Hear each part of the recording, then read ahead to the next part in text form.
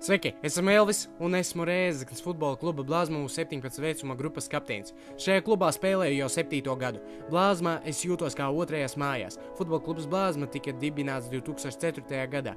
Daudzkārtēja virslīgas un pirmās līgas dalībniece. Uz doto brīdi pastāv 4 vecuma grupas, kuras trenē pieredzējuši Latvijas mēroga treneri.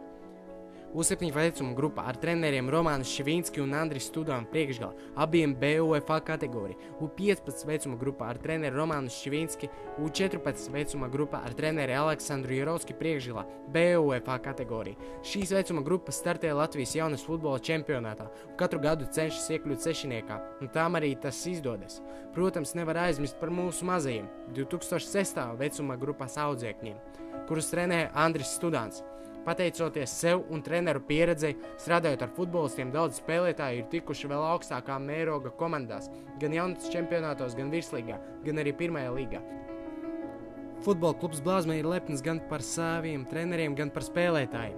Blāzma, tas ir Latgales spēks. Lai jūs zinātu sīkāku informāciju par treniņiem un iestāšanās klubā, apmeklējiet rezeknesfutbols.lv mājaslapu.